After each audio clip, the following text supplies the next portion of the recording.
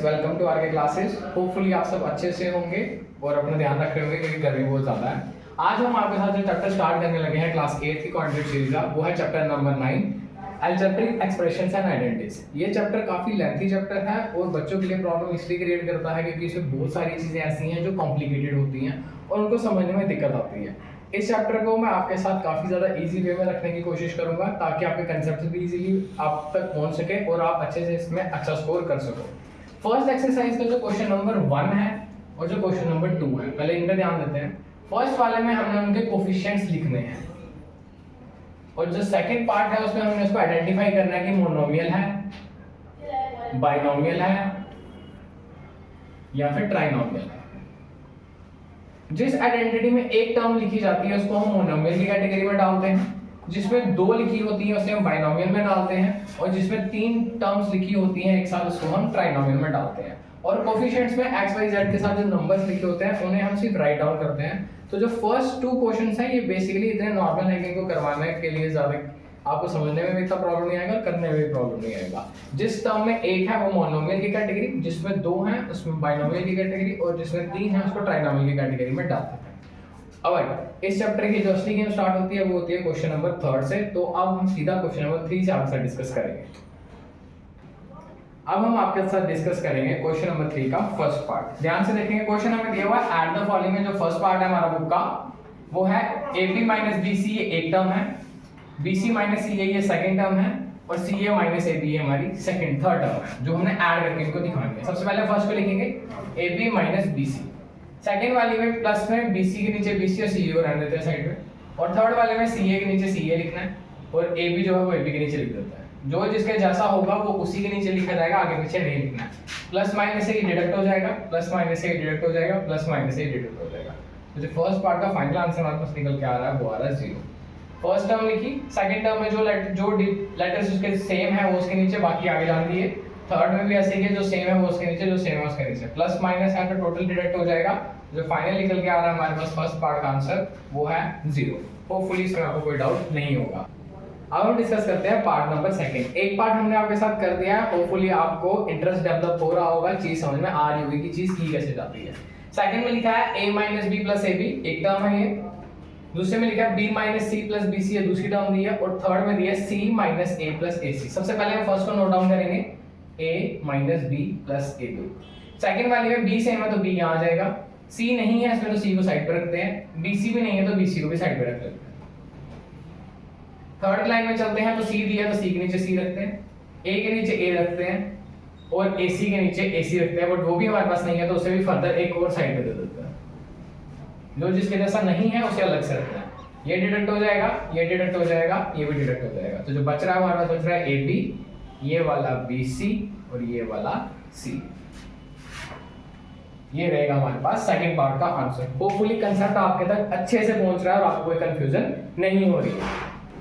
Hopefully जो 2 questions मैंने आपको कराए हैं वो कंसेप्ट आप तक अच्छे से पहुंच गया होगा। और प्लीज इंटरेस्ट बनाए रखें और अब हम आपके साथ पार्ट करेंगे थर्ड पार्ट को रीड करते लिखा है 2p² q² - 3p³ + 4। कॉमा लगाया तो मींस यहां तक फर्स्ट टर्म खत्म हो जाती है, सेकंड टर्म स्टार्ट होती है। फर्स्ट टर्म को पहले उतारेंगे 2p² q² - 3p³ + 4। Next term 5 से स्टार्ट होगी तो उसको लेटर के नीचे रखेंगे।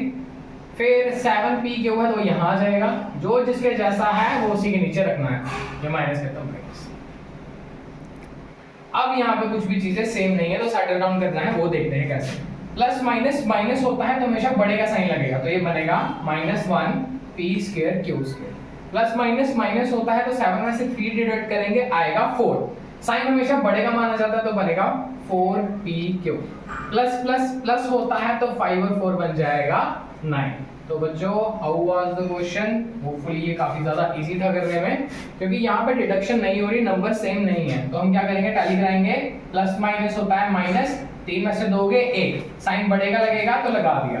प्लस माइनस माइनस, 7 में से 3 गए तो 4, साइन बढ़ेगा लगेगा तो लगा दिया। प्लस प्लस प्लस होता है तो बनेगा 9। अगर हम बड़े को भी देखें तो उसके साथ प्लस ही लगाया। तो ये था पार्ट नंबर 3। तो बच्चे अब हम बात करेंगे आपके साथ 4। तो इसको होश में देखना है क्योंकि टर्म्स काफी ज्यादा बड़ी हैं और ज्यादा है इस क्वेश्चन में। फर्स्ट है L square plus M square, term खत्म, फिर है M square plus N square, term खत्म, N square plus L square, term फिर से खत्म हो गई, और लास्ट की टर्म में उसमें 3 डिजिट है। तो इसको देख के घबराना नहीं है, जैसा सीखा है अपने कंसेप्ट पे स्टिक रहेंगे वैसे ही सॉल्व करेंगे। L square plus M square, दूसरे वाले में एम स्क्वायर इसके नीचे और एन स्क्वायर फालतू है तो फर्दर, तीसरे वाले में एन स्क्वायर आया तो एन स्क्वायर के नीचे और एल स्क्वायर आया है तो वहां पे एल स्क्वायर के नीचे। आखिरी टर्म में 2ml है तो ना तो वो हमारे पास 2 वाली ये टर्म है, ना ही 2 वाली कोई ये टर्म है और ना ही 2 वाली कोई ये टर्म है, तो ये सब साइड पे अलग से लग जाएंगे। होपफुली ये प्रेजेंटेशन आपको दिक्कत नहीं देगी, समझने में डिफिकल्टी नहीं आ रही। पहली टर्म लिखी हो यहाँ आ गई, सेकंड टर्म में यहाँ से स्टार्ट होकर यहाँ आ गई, थर्ड टर्म में ना एल स्क्वायर सेम आया था एल स्क्वायर के नीचे। ये जो लास्ट की 3 चीजें हैं ये सेम नहीं है इस पैटर्न, तो मैंने इनको साइड पे बिठा दिया। एल स्क्वायर प्लस होके बनेंगे 2l स्क्वायर, एम स्क्वायर बनेंगे 2m स्क्वायर और एन स्क्वायर बन जाएंगे हमारे पास 2n स्क्वायर। और बाकी जो बचा है वो हम एज इट इज उतार लेंगे, क्योंकि मैथ में सबसे ज्यादा ध्यान रखा जाता है कि जो चीज ऊपर होगी वो वैसी की वैसी या तो फिर सॉल्व करके सेम नीचे आनी चाहिए। तो ये था आपके साथ क्वेश्चन नंबर 4, तो बना के रखिए अपना क्वेश्चन। एडिशन वाले क्वेश्चन हमने आपके साथ खत्म कर दिए हैं। मैंने बहुत इजी वे में आपके साथ प्रेजेंटेशन भी रखी है, क्वेश्चन भी रखी है, कोई कंसेप्ट में डिफिकल्टी हो तो आगे फर्दर सॉल्व कर ली जाएगी। अब हम पार्ट सॉल्व करेंगे क्वेश्चन नंबर 4 के, जो है सब्ट्रैक्ट वाले। सब्ट्रैक्ट वाले में दिक्कत सिर्फ 2 है कि आपको स्टार्ट करना नहीं आएगा और चीजें बदलनी नहीं आएंगी। तो सबसे पहला स्टेप है फ्रॉम के आगे वाली वैल्यू को पहले लिखना है। जहां फ्रॉम लिखा है उसके आगे जो भी वैल्यू लिखी है उसे आपने पहले फ्रेम में लाना है। तो फ्रॉम के आगे इस क्वेश्चन में हमारे पास क्या है, 12a - 9ab + 5b - 3। सब्ट्रैक्ट करना है तो माइनस का साइन रखना है, ब्रैकेट लगानी है, उसके बाद जो वैल्यू बची हुई है वो उतारनी है। और खास ख्याल रखना है कि कोई साइन छूटे ना, साइन छूटा तो क्वेश्चन गया। तो फर्स्ट स्टेप हमारा क्या है, फ्रॉम वाली वैल्यू लिखनी है और आगे माइनस का साइन देके ब्रैकेट में बाकी वैल्यूज लिखनी है। तो इसे वैसे उतारेंगे 9ab + 5b - 3। सेकंड स्टेप, इस ब्रैकेट को जब आप ओपन करोगे तो आगे आने वाले सारे साइंस चेंज होंगे। -4a 7ab प्लस की जगह -3b प्लस की जगह -12, माइनस प्लस में प्लस माइनस में प्लस माइनस में। जो आपने जब साइन चेंज करना है तो सारे के सारे साइन चेंज करने हैं। अब ये तो हो गए 2 स्टेप। थर्ड स्टेप में आपको डिफिकल्टी से बचाने के लिए एक सिंपल सॉल्यूशन दे रहा हूं। जैसे यहाँ की फर्स्ट आइडेंटिटी 12 है, आपने पूरे क्वेश्चन में घूमना कि 12 जैसा कौन है, वो मिल गया मुझे 4 है तो मैं इसके साथ लिखूंगा। नेक्स्ट है -9ab, तो ab वाला ढूंढेंगे, ये रहा 7ab। फिर आ रहा है 5b, b वाला कौन है, ये 3b। फिर आ रहा है नंबर सिंगल 3 और लास्ट में एक नंबर है मेरे पास -12। ये थर्ड स्टेप में आपकी डिफिकल्टी कम करेगा, जिससे गलती हो जाती है क्वेश्चन में। ध्यान देना है, पहला लिखना है, पहले पूरे क्वेश्चन में ढूंढना है कि उसके जैसा कौन है, जहां मिलेगा उसके साथ अटैच कर दो। फिर सेकंड उसके साथ वाला अटैच कर दो, थर्ड उसके साथ वाला अटैच कर दो, फोर्थ और उसके साथ वाला अटैच कर दो। अब लास्ट स्टेप फाइनल सॉल्व करें। 12a में से 4a गया, बचेगा 8a, ये बनेगा -2ab, ये आएगा हमारे पास प्लस का 2b, ये आएगा हमारे पास माइनस का 15। तो ये था आपके साथ सब्ट्रैक्ट का क्वेश्चन नंबर 4 का फर्स्ट पार्ट। तो अब हम आपके साथ डिस्कस करेंगे क्वेश्चन नंबर 4 का सेकंड पार्ट। तो जोश और होश दोनों बना के रखो, क्योंकि क्वेश्चन थोड़ा सा लेंथी है। सब्ट्रैक्ट करने में जो कंसेप्ट पिछले क्वेश्चन में यूज किया था उसी कंसेप्ट को यूज करेंगे कि सबसे पहले फ्रॉम के आगे आने वाली वैल्यूज को पहले लिखेंगे। क्या लिखेंगे, 5xy - 2yz - 2zx + 10 के साथ x, y और z। फिर माइनस लगाएंगे, ब्रैकेट देंगे और जो पहली वाली वैल्यू है वो सारे उतारेंगे। 3xy + 5yz - 7zx। ये हमारा कंसेप्ट है सब्ट्रैक्ट वाले क्वेश्चन को सॉल्व करने का पहला स्टेप।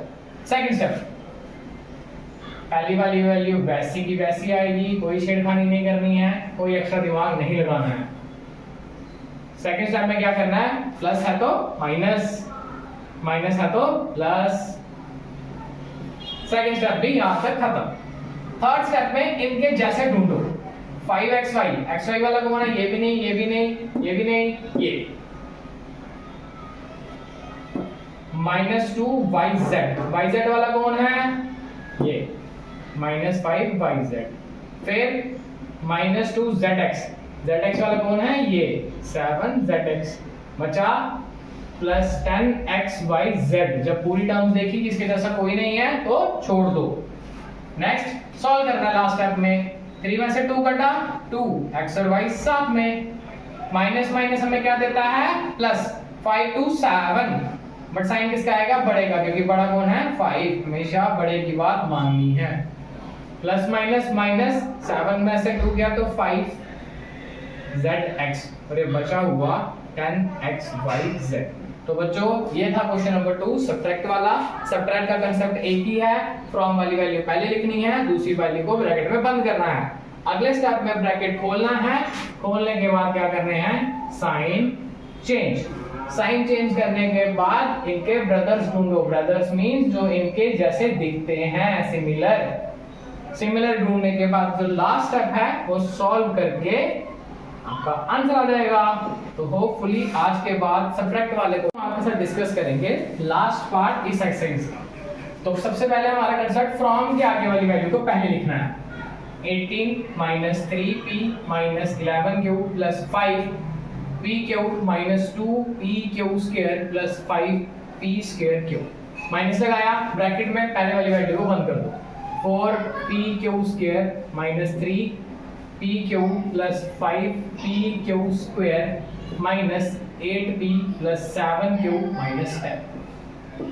सेकेंड स्टेप में क्या करना है, माइनस खोलना है बट वैल्यूज में साइन चेंज करने हैं। 18 minus 3p minus 11 cube plus 5p cube minus 2p square plus 5p square cube minus 4p square cube minus क्या प्लस का 3p क्यूब प्लस है तो माइनस का 5q स्क्वायर माइनस है तो प्लस का 8p प्लस है तो माइनस का 7 क्यूब माइनस है तो प्लस का 10।